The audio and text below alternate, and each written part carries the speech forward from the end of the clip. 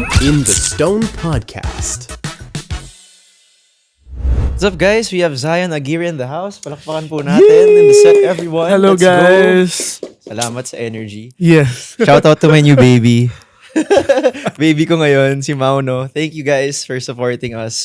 Okay, Zion, kamusta? How are we? What is I am doing great. I am tired. Tired I am already? Tired physically. Destiny, okay na po tayo. Yes, Di na po natin I'm itutuloy really ito. tired physically kasi grabe. Ang lala ng ginagawa ko lately sa buhay, sa training. So, medyo physically. Okay, so pagod Yes. ka, malala, nagte-training ka. Yun yung mga Yes. na-pick up ko. So, bakit malala Pero, at bakit ka pagod?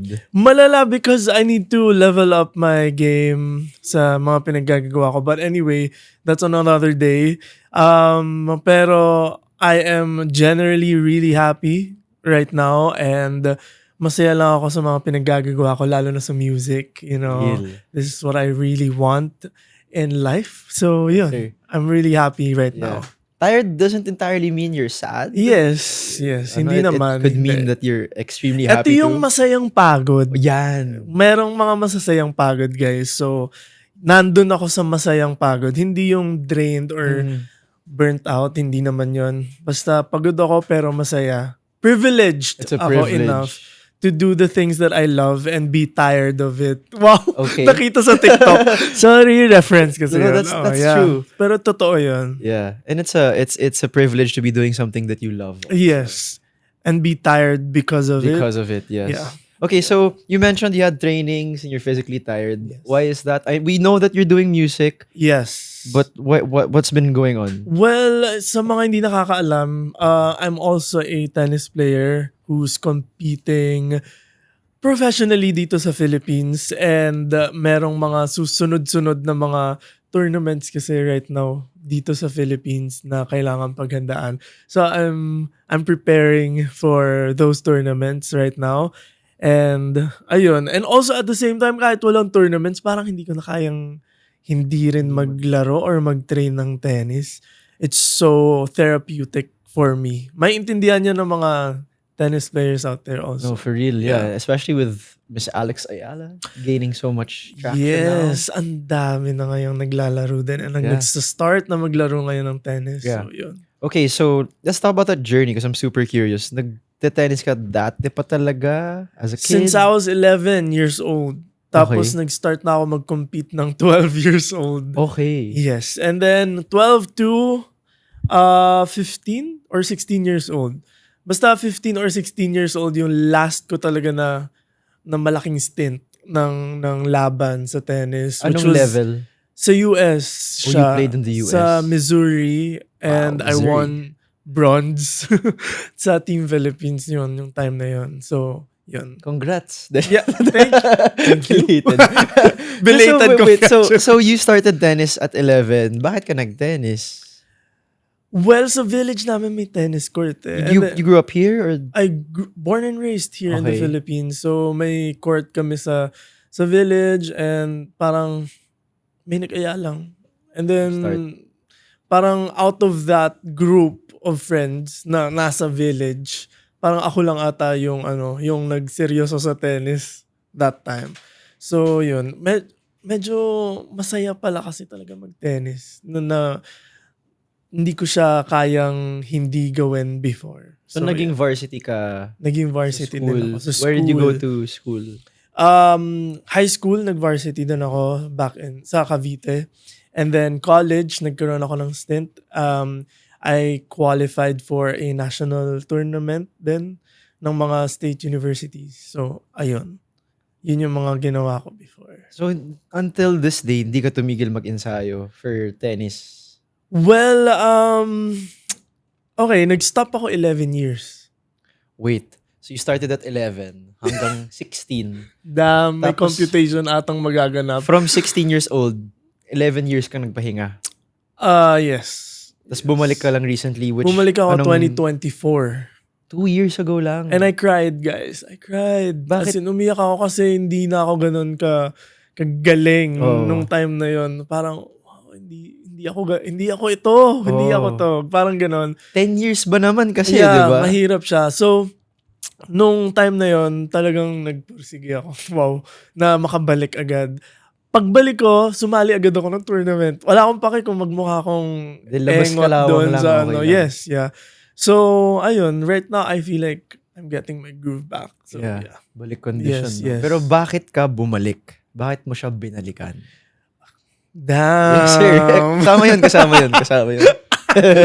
Hindi ako masyadong palabalik na tao, pero for this one, sobrang, lalo na pumasok na ako sa entertainment industry, etong pinaggagawa ko and yung mga ganap ng mga events sa ginagawa kong trabaho right now, medyo overstimulating talaga siya. Nakaka-overwhelm din. And to meet different types of people na hindi mo makokontrol ang mga pag-uugali or what, tsaka yung mga scenarios. Parang I found yung tennis as like a perfect medium para maka-distress ako. As in, kapag kunyari, buwisit ako or malungkot ako or what, punta lang ako sa court, tapos magtataka sila, grabe, bakit palong-palo ka? Ganyan. Hindi nila alam, may mga nilalabas lang akong galit or like emotions na nakikip ko from or na nafe-feel ko from our Day-to-day lives, yes, diba? tama. Super Yeah. normal. I super get that. I think it's important na lahat tayo, meron tayong medium, meron tayong Yeah. outlet to just expend all this energy na hindi natin nalalabas sa trabaho, Yes, sa school, yes. sa usual nating routine. Yeah, And for you, tama. that's tennis. Tennis, yeah. Yeah. Well, I think everyone should have that. We should find that. Yeah. Whatever it is. Pickleball, volleyball, Oh, kahit ano music pa yan. also. Music. Yeah, most definitely music. Yeah. Maraming nagtitake ng refuge with music. And it's a form of self-care and self-love, giving time for yourself. Exactly, tama. So, nakakatulong din yung pagsusulat ko ng kanta. So, and nakakatuwa kasi may mga listeners ako who would message na my songs help them in their like moment in life. Whatever moment it is na pinagdaraanan nila in their life. So yun, very helpful din talaga yung Yeah. music. Yeah. If there's one thing I learned in not just music but creating arts, even content, people like talk about like I'm not talking about a specific thing like movies, music and art. Parang there's always a certain audience for everyone. Yes. There's always someone that you're tapping, always Tama. someone you're inspiring, Yeah. always someone that can relate to you. Mm. And so it's nice that you're able to express yourself. Yes, we And- should all be able to do that. I mean, sadly and unfortunately, hindi lahat eh. Kaya nga, sinasabi din natin at ina-acknowledge na privilege din na magkaroon ka ng outlet katulad yung tennis, music, whatever it is that you're doing na nakakapag-distress sa'yo or gives you peace. But because not everyone experiences that. Like, Yeah. not everyone is privileged enough to have outlets, you know? Not everyone has the privilege na, shucks, mag-ano muna ako, magdi-distress muna ako sa buhay because hindi pwede. Yeah. Kailangan nilang, they need to keep going. Yeah. Ganun. I think most Filipinos also we're all hardworking, if not Yes. all, then most, and we tend to really put our foot on the gas palagi. Totoo. Dapat i-remind din natin sa sarili natin na, to regulate our emotions, our mind, our nervous Yes. system. Kasi yun pa yung magbibigay ng push pa to do better in our Yes, day-to-day tama, lives. Right? Yeah. So, bumalik ka ng tennis because na-miss mo siya. And I guess it's a part of you that you never could really remove. Yeah. And with tennis being now part of your life, 'di ba? Yung time na nagsimula ka rin ng music, kailan ba siya nagsimula? Well, I think same time din. Like 11, siguro mga 10. Wow. Mga 10 or 9 years old nag-start na ako magsulat ng Okay. because I was a worship leader sa church namin. And during that time, parang sumusulat na rin ako ng mga kanta na pang bata, ganyan. And simula nun, hindi ko na rin siya natanggal sa system ko. So church influenced you into music? Yes, most definitely. Kasi I grew up in a band, worship band. And I was a worship leader hanggang pagtanda ko, college na ako, nag-worship lead pa rin ako. And ayun, yun yung naging influence sa akin growing up sa music. Hindi talaga ako marunong kumanta. Like, okay, rant lang ng slight. Yung tita ko kasi, Sige, pangalanan na natin siya. Pangalanan na natin siya. Tita. wait lang, meron kasi ako, wow, bakit kasi ganito yung mga ano Yan, natin dito talaga eh? tayo mapupunta, pare. Bakit kasi ganito yung mga kamag-anak namin? When I was younger, meron akong aunt na, damn, I'm really saying the story. Okay. Meron akong aunt na, okay, pinakanta niya yung isa kong cousin. Tapos, maganda yung boses ng pinsan ko. Clap ako sa'yo, cousin. Okay, marunong siyang kumanta. And then, hindi ko alam bakit napagtripan na parang, okay, ako din kakanta. And ako kasi, di ba pag family gathering may karaoke? Alam niyo yan, may karaoke lagi. And, syempre, maglalagay ako ng kanta ko. Ganyan. And every time na magsisimula yung kanta ko, pinapastop. Damn. Bakit pinapastop? Hindi ko alam sa tita kong yun. Shoutout Baka- sa'yo, bakit ganyan yung ugali? So, pinapastop niya lagi. So, I really Parang felt... ibang laro yun. Yeah, I really felt... Stop dance ba yun, pare? I felt bad kasi parang pag ako na yung kakanta, hindi niya pinapatuloy. And then, maggagawa yan ng competition. Kaming dalawa ng pinsan ko na yon. Una yung pinsan ko, palakpakan sila, ganyan. And then ako, turn ko na. Pag turn ko na, pinagtatawanan nila ako. Tapos, Parang may family feud pala. I Bakit? don't know what's up with them. Pero ayun. nangyayari yun like growing up, there's always like this small competition with your relatives, your cousins. Ako, hindi ako your- nakikipag-compete. Pero Yeah. like, hindi ko alam anong meron sa tita ko. Did that give you some sort of push into getting into music? Or Well, hindi. Kasi gusto ko talaga yung music. Remember, naglalagay ako ng sarili kong kanta sa, like, nag-enter ako nagre-reserve ako ng song na kakantahin ko sa Karaoke. karaoke. Kasi I like music talaga. But like, hindi ko alam bakit ginaganon ako before. But, ayun, and then I started watching yung channel na Puro Music. We all know that channel. And kapag tumutugtog yung mga kanta doon, I would sing with the songs, ganyan. And feeling ko doon ako nahasa and then nagpasok na ako sa... Yung church, yung naka-discover at nagsabi sa akin, sumali ka. At tapos pinasali agad nila ako ng singing contest. Mhm. And I won a medal. You won a medal. Yeah. So you won a medal in tennis and also in music and singing. Yeah. So, shoutout sa tita ko. Para sa iyo to, tita. Yeah. Pakain mo yung medal sa Sa'yo. kanya. Joke lang po, tita. Joke lang. Medyo may lumabas na. Pero friends kayo ni tita. Hindi. So okay lang pakainin sa kanya yun. Pwede ko naman isungal-ngal sa kanya. Sorry. So, masyado nang masama. Pero, well, yun yung naiisip ko kasi.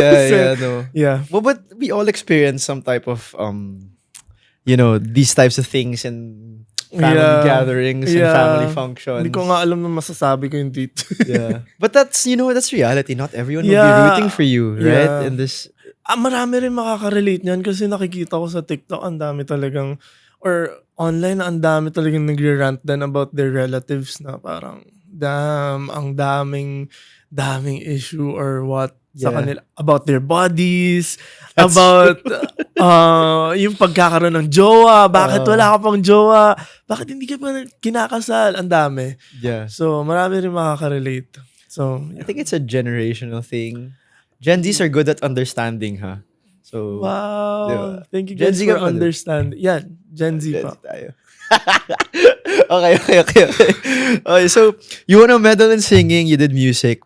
When did you feel that, okay, I'm going to pursue this path? Okay. Gusto mo bang hulaan kung ano yung course ko nung college. Okay. Okay, guess mo muna. Guys, Um, guess nyo muna kung ano yung course ko nung college. I feel like you look like Damn, look like... you give me an energy of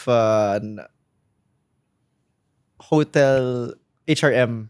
No. Right. HRM? No. Alo. Right kasi. Mali eh. May I'm just kaliwa, basta right! Shout out JV. Miss ka namin. No, I Med. I want to. You- Pero no.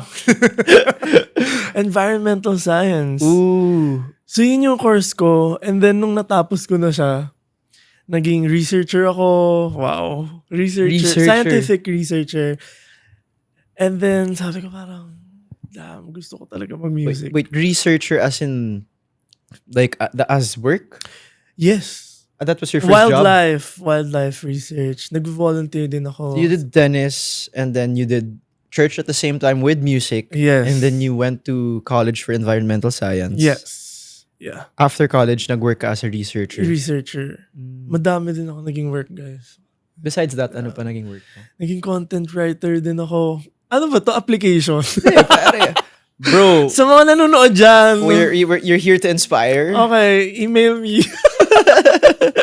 If you have openings. LinkedIn pala to, LinkedIn eh. No? No, I became like editorial assistant, researcher, scientific researcher. Tapos nagtrabaho din ako sa government. Nagtrabaho ako as a brand manager. Hindi ko alam bakit tumalon ako sa marketing. So I don't know. Nag-work na rin ako sa marketing. So how long have you been working since, like, before you started like professionally doing tennis again and music? Before pala ako gumraduate, nag-work Nag-work na ka ako. na. Like, and nag-volunteer din ako sa mga conservation, conservation researches na, or expeditions, ganyan. Ang dami ko na, sinasabi ko lagi, I've lived many lives na. So, ayun. Dami Pusa, na. yun. Papusa. Pero I get what you mean, like you live many lives, because where is this coming from? Where do you think all this, would you say you're adventurous? You like to explore? I'm adventurous talaga. Pero at the same time, lagi kong iniisip kasi na, I only will live one life. Why not try everything, you know? Ganun ako lagi mag-isip. Kasi, just to give like parang an easy analogy, yung parang kunyari sa pagmamaneho. Ayokong magmaneho lang ng sasakyan. I need to learn how to drive yung motorcycle, tricycle. Kailangang matutunan ko siya kasi what if one day Di ka na makamaneho. or kailangan talaga na maghanap ng magmamaneho or what. Kaya kong i-present yung sarili ko. So parang ganun din yung inaano ko sa buhay. Ewan ko, maybe ganun kami tinrain before sa school din. And my mom also, ganun. Dapat alam mo lahat, ganun. So yun, I try my best to learn a lot of things and to explore things na meron out there na kaya ko naman. So yun. Does that come from your upbringing mostly, or because may mga na-experience ka sa life na that's led you into, you know, grabbing more opportunities, maximizing potential? Wala siyang anything. Like, if I can, I will. Ganon ako lagi eh. Parang, sige, go, game ako dyan, ganyan. Pero syempre na-lesson na siya ngayon. Ngayon na parang ayoko sabihin tumatanda, pero ngayon na tumatanda, parang mas less na ngayon yung energy. Pero nung bata ako, I can say na sobrang happy ko na marami akong sinubukan in life na nagawin. Biruin mo, who would have thought na magiging content writer ako, or ngayon nag-brand manager na ako for a brand. So medyo exciting. Life is exciting, guys. So ako masasabi ko lang, go ahead and try. Walang mawawala. Yeah. Yun. We all And have- also college. College. Nag-college ako sa Palawan. Wala akong wala akong family there. How long did you study there? 4 years, pero I lived there for like almost 5 years. Kung ika-calculate siya. Okay. So you Yeah. studied in Palawan. You lived alone there for? Lived Why alone. did you study in Palawan? 1 sem lang dapat, pero I enjoyed it there. Wow. Kasi, grabe, as in like, sobrang ganda sa Palawan. And living there pa lang, hindi ko na siya mapakawala sa sarili ko. So, tinuloy-tuloy ko na yung pag-aaral ko, tinapos ko na. And isa yun sa mga adventures ko in life. And nakayanan ko siya. So, yun, parang sa mga nakikinig, if you guys are afraid, no problem, pero kaya nyo yan. Kaya nyo din. So, Yeah, take a yun. chance. Yes. And you will not know what's out there if you don't try. Yeah, totoo. When you went to Palawan, 1 sem lang dapat, what made you stay? Yung beach, wow. Kasi, Sobrang gets. okay, break. Let's say may break kami sa schedule for the day. I'll Sa just go dagat lang. 5 minutes away. Sarap. And our own university has like a bay. May beach din sa university mismo namin where you can go. Not What naman is your swim. university? Palawan State University, shout out po sa mga taga Wow, Palawan so, State as in, University. Bungad lang, dagat na. Yes, like Shore na kaagad. yes. Wow. May bay, Puerto Princesa Bay sa mismong university What namin. the college life? Or like, if you're gonna go to the library, you can see the dagat na. As in. So, as in kapag nagbabasa ka, sobrang fantasy guys sa Palawan State University. I swear, kung gusto ninyo mag-aral, kayo doon pinromote as in, sayang lang hindi ko naabutan yung free tuition fee. Meron na sila. Yeah, free na. So yun. So That was my college life. that's crazy. Like, so you, kunyari, free cut, diba? Or kunyari, gusto niyo magawa ng schoolwork, extracurricular activities. Yeah. Ganun yung nakikita niyo. Ganon lagi. It's either library or we'll go to the nearest beach. Siguro, pag nag-trike or nag-tricycle, 5 to 10 minutes. Depende sa pagmamaneho. Pero sobrang lapit talaga ng mga beaches dun sa school namin. That's why, tinuloy-tuloy ko na rin. Nasarapan din ako sa life ko. Also, kasi independent din ako. First time living alone, ganyan, you're figuring things out on your own and madami ka ring natututunan about yourself. Yeah. Parang, siguro doon nag-root yun. No, na parang kaya ko pala. So, mas naging matapang ako in life. When I started living alone, nang walang family near me. As in like, Palawan eh. Wala talaga. Layo. Plane by plane. So, feeling ko dun ako naging matapang talaga. To tahak yung mga landas na tinatahak ko in life. I think the lesson there is to not be afraid being alone and to try things alone. Yeah. It's important to have a support system, yes, to have a backbone. But when you face the biggest challenges and when you face the biggest victories, ikaw pa rin naman yun eh. It's still you Totoo. who's going to endure all of them. Yeah. And di natin malalaman yung ceiling natin or how we can maximize our potential if we're not gonna try and do things by ourselves. Yeah. I think we shouldn't, before kasi medyo taboo yung doing things alone. Guess, like, Yeah. kunyari, growing up, hindi uso yung kakain ka mag-isa pag recess or lunch, pag break, or when you're hanging out in a cafe by yourself. Parang before, it's looked down Yeah. upon. Nakakaawa, ganun. Or Or parang ang lungkot naman ng loner buhay. naman ito. Yeah. Parang dati ganun siya. But now, more and more we're accepting like solo traveling and going to cafes alone, eating alone. Yeah. And ganun din, going to college alone. Experiencing the big stuff in life and doing them alone. And big stuff like music. Yeah. Let's talk about how this journey of yours really, you've done so many things, pero at your core, it's still one thing that Yeah, music pa rin talaga ang takbuhan ko. Okay, I started out, nasa corpo job ako noon. Like, sabi ko, shucks, hindi ko na talaga kaya. Parang hindi ko na talaga kaya. So, ang ginawa ko, nag-resign ako. Huwag niyo akong tularan, guys. Nag-resign ako, tapos sabi ko, nag-research ako paano ba mag-release and all. So, in short, I started out as an independent artist. It was so hard. Like, grabe, lahat ako. Recording, lahat. Ako talaga, production ng mga kanta ko before, ako din. And I did not know anyone at all in the industry. As in like, wala akong kakilala, wala akong connection. Damn, wala talaga. But then, isang araw, I just tried emailing, sending this last demo. Sabi ko, Lord, last na to. Kasi hindi na kaya ng wallet ko. As in like, How long were you independent before emailing?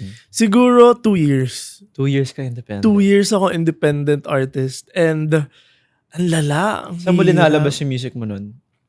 Sa digital platforms Lahat na talaga. rin. Yes. Pero yung dirty work yung medyo...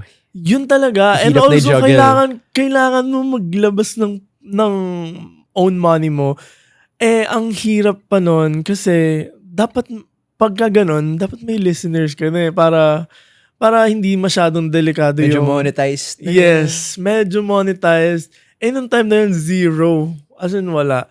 So, sabi ko, okay, last na tong song na to. This is the third song na pinuproduce ko. Sabi ko, last na to. If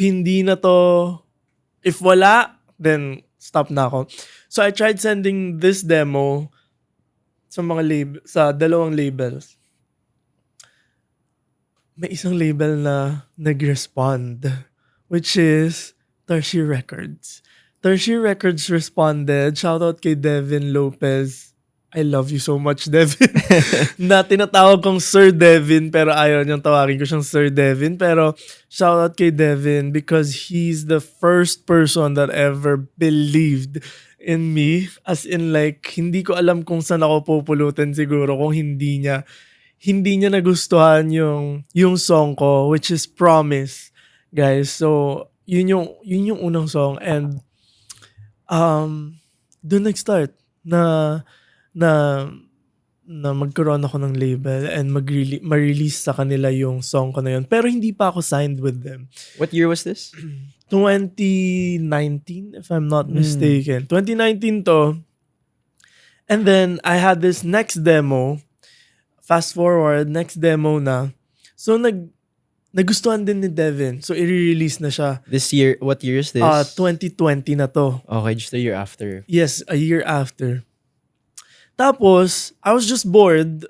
One night, I was bored. Ano talaga ako, parang sobrang at peace na ako kasi, shucks, yung next song ko nagustuhan, so i-release na naman, as a beginner in the industry, parang sobrang saya ko na nun. As in, sobrang thankful ako.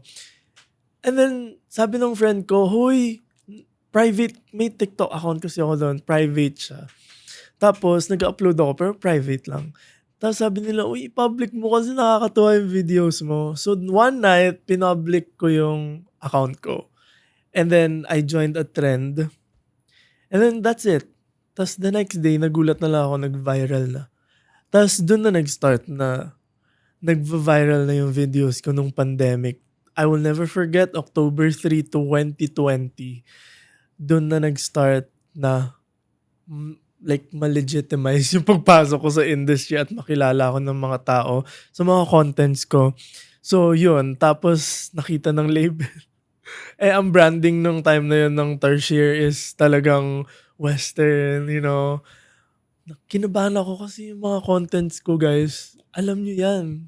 Yung mga contents ko dati, very dog show and very, as in, sobrang kanal talaga yung mga contents ko before. Pero gladly and thankfully, okay naman daw sa kanila and proud naman daw sila. So, ayun, thank you so much to Tertiary Records for believing in me. Yun, shoutout sa kanila. So, I'm signed with Tertiary Records. For how long now? I think 4 years. Kasi 4 nagkaroon years. din ako ng break eh. Nag-break muna ako from music for a year. So, siguro 4 years, yeah. Magpo 4 years. Yun. What was running through your mind yung sumugal ka, tapos may sumugal na rin sa'yo, finally? Damn, sobrang thankful ko. As in, sobrang grateful ko lang talaga kasi may mga tao out there na na willing talaga to give opportunities to talents, to people na may passion talaga in, for example, music. And thankfully, I found mine through Devin Lopez.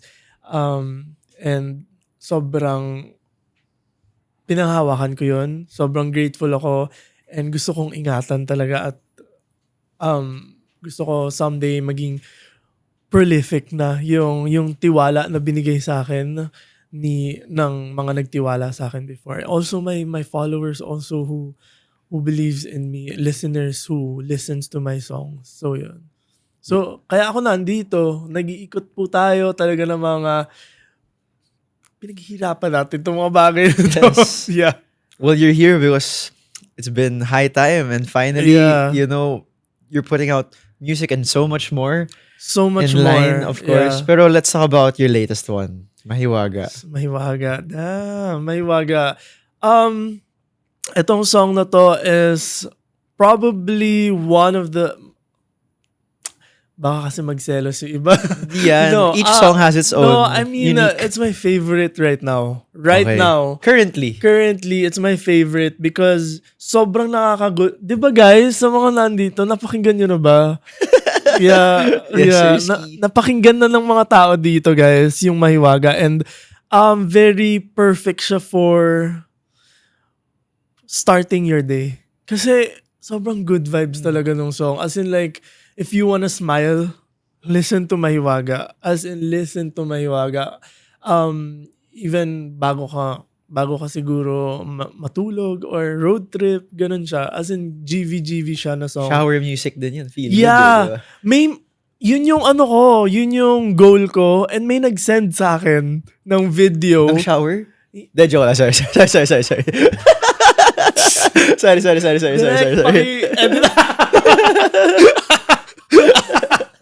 Well,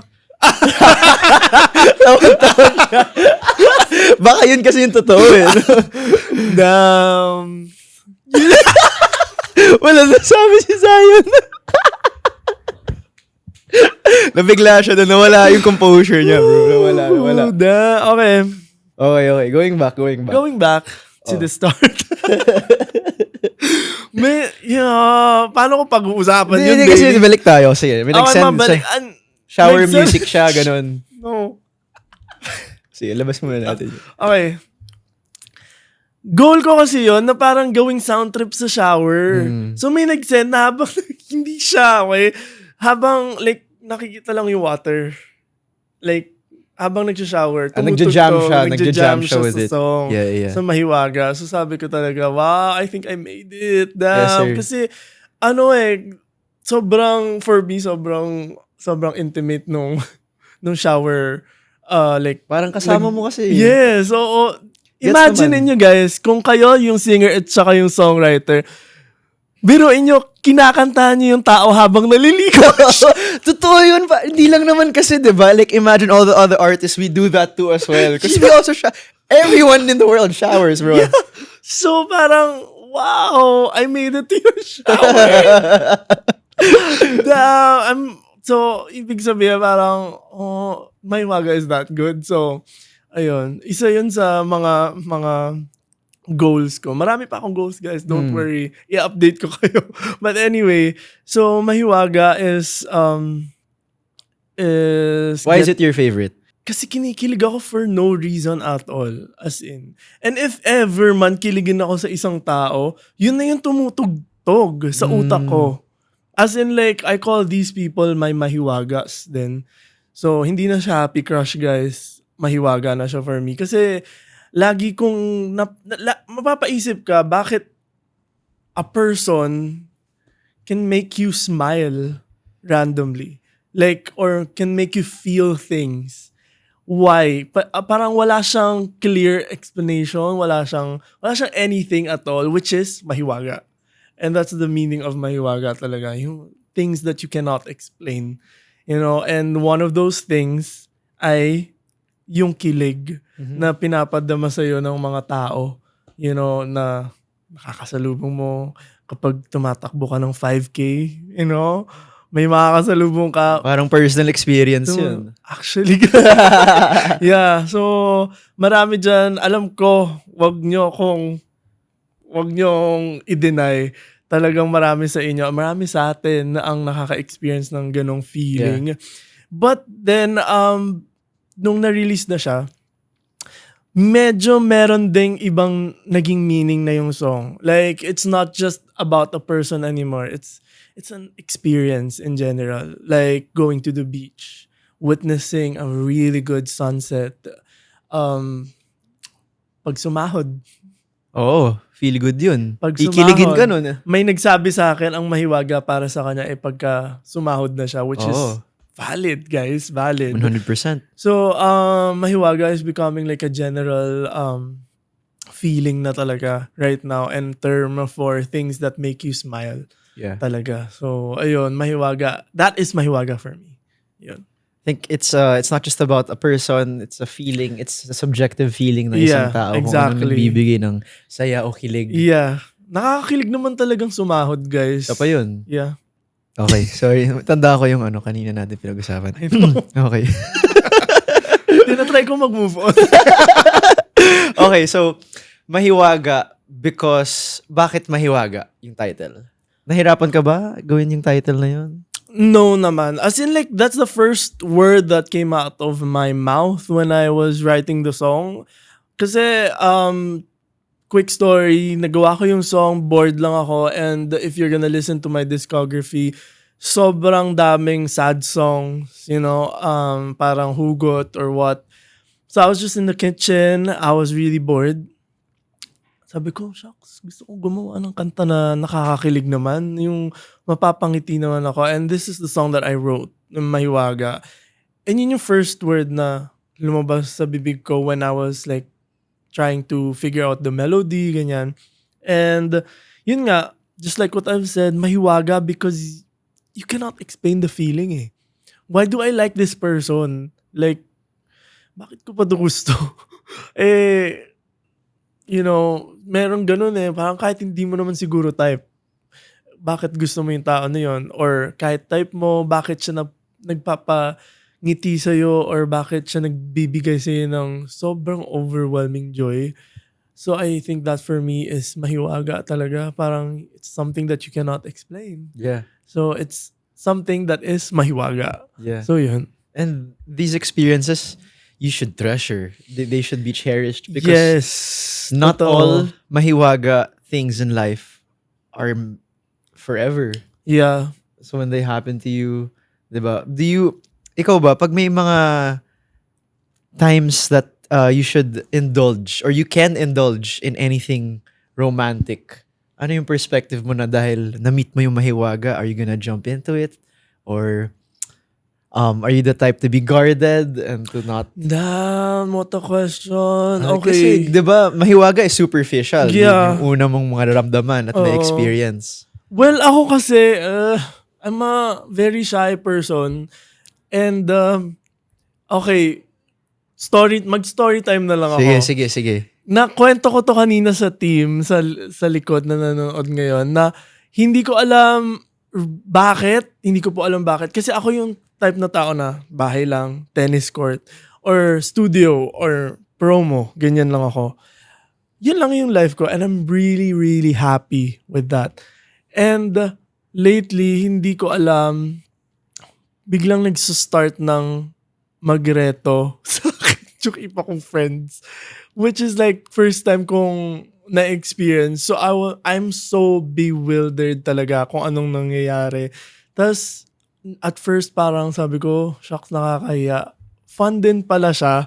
And para sa akin, hindi ko lang alam paano ako magre-react or magre-respond sa sa romance right now. Hindi ko alam. Bakit naman? Siguro When was your last romantic sobrang relationship? tagal na kasi, 2018 pa. 28? Wow. 2017 if I'm not mistaken. So, yun yung last ko talaga. Though merong mga in the middle, pero yung legit talaga, parang ang tagal na and parang hindi ako masyado nakafocus doon. And sinabi ko nga sa sarili ko na ayoko na. Bakit naman? Ayaw mo muna. Ayoko muna siguro. Pero kasi feeling ko, hindi ako pang ganon. Pang jowa or pang romance, ganon. Pero, lately parang, pwede naman pala. Yes, So yun. Hindi ko lang, Mukhang success yung reto pero hindi ko lang alam talaga ngayon kung paano na. Alam mo yun, parang katulad sa pagbalik ko sa tennis, parang need na ata ng practice, guys. So, Yeah. yun, medyo shy lang ako when it comes to love right now. Shy, hindi ko alam bakit. Pero bakit nararamdaman mo kinikilig ka? Parang mani-imagine kang tao. I mean, Experience. pwede naman kiligin. What makes you say na hindi ka yung pang long-term type?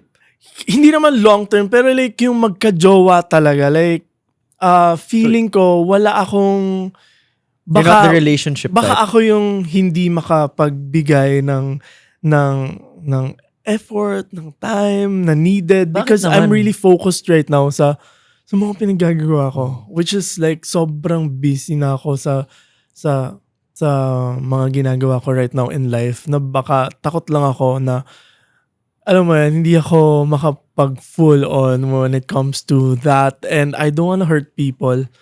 You know, parang ang dami kasing ganun na parang who would just easily, wow, naging judgmental na ba? Pero kasi It yun, happens. parang gusto ko lang maging careful na hindi makasakit din ng ibang tao na wala namang ginagawa in the first place, 'di ba? So, yun lang. Siguro careful lang ako right now, and mas tinatry ko lang mag-focus at i-prioritize yung music, yung tennis, ganon, and yung personal life ko at the moment. Pero wala namang masama na kiligin from time to time. So, yun lang muna yung kaya ko ata at the moment. But I don't know. Hindi Pero ko alam mo kung bakit, again, in my understanding, it's because you also know how your capacity is when you're in love. Yeah. Parang you know how much love to give. Yes. You know what it entails. Yeah. Alam mo yung responsibility ng relationship.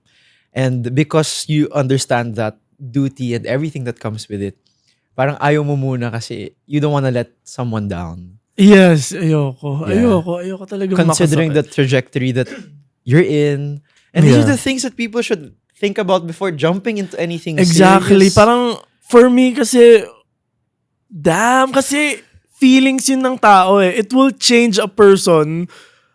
It can change a person forever. 100%. On yeah. how they view love, on how they view life, even themselves. Kaya ang dami So nagpapa-therapy, guys. Kasi, as in, parang sinasaktan nyo sila. Yes, like, hindi nila alam kung saan sila nagkulang. Or like, baka they're really the problem or what. Like, so, para sa akin, dapat careful tayo when it comes to entering these things. Alam mo yon. And wag tayo maging confident sa pananakit ng ibang tao. Yeah, because Yun you know, when you enter a relationship, di ba parang there's always the heartbreaker or the heartbroken. Yes. And personally, I think it's the baggage is heavier for someone that broke the heart than received the breaking of the heart. Gets ba? Yeah. Or the one who chose Gets ko. to. Siguro depende sa situation. Depende sa din. situation, but Kasi meron ding iba na parang, feeling nila sobrang they're that. Kasi parang okay lang sa kanila na makasakit ng ibang tao. So, may mga ganun ding tao. So, siguro depende sa situation. Meron din naman na parang hindi din talaga inaalaw ng panahon. Kaya mas masakit at mas heavy dun sa naka-break ng heart. Depende sa situation. Depende din talaga sa It's the one who situation. decides or steers it. Although may mga mutual din Meron naman. din naman. Pero ayun, hindi kasi Pero yun nga yung sinasabi mo, because of all these things, kaya mo rin siguro naisip na I'll focus on what I can control. Yes. Yung parang dapat ready ka na. Dapat buo kayo before you enter a relationship. Kasi hindi pwedeng kulang ka. Kasi kukunin mo yung sa partner mo eh. Like, siya yung uubusin mo if ikaw yung kulang. So you have to be whole. Tsaka kayong papasukin mo dalawa. yung mundo niya eh. Yeah. Sobrang, baka guluhin mo pa nga eh. So yun yung medyo nakakatakot siya. Kaya siguro very very guarded or And reserved, careful. medyo reserved Yes. ka lang. Cautious, di ba? Cautious talaga. Pero, di ba, kung gusto nyo pa rin, open pa rin yung doors mo. Kakasabi lang na hindi, di ba? Nakakainis. Binenta ako dito. Di ba, ako sa loko siya, re-reta ko na siya ng buong buo. Tatlo yung camera dito. Tigisa yan, no? Damn, kanina job application. Ngayon naman jowa application. No, ako, guys, it's okay. Relax lang, Just relax listen to lang. my songs. Yes, sir.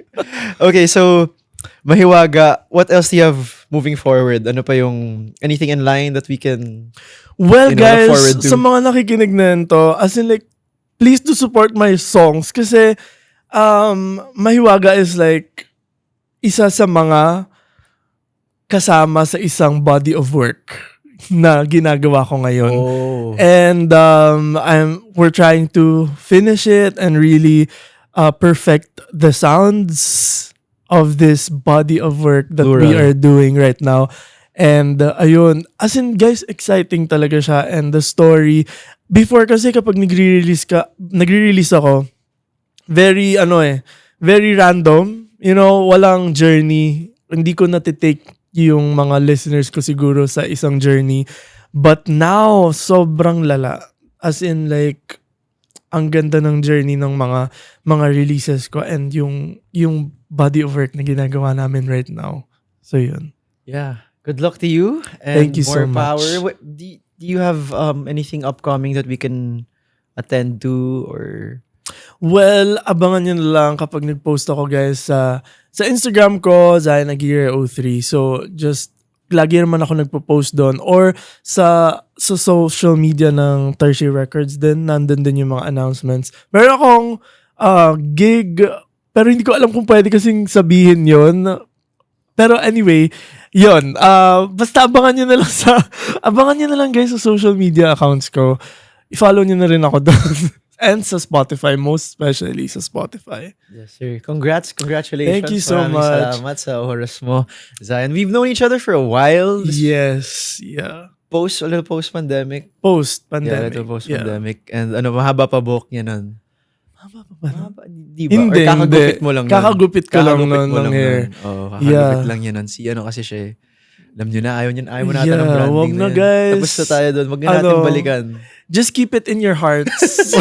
Tennis lang yung babalikan natin. Yes, ayun. And also, yes, thank you to everyone that's been listening and supporting the In the Stone podcast. Maraming salamat. And also to Tertiary Records for our collaboration. Yes. Shout out to everyone behind the cameras. And of course, to my baby right here and right there.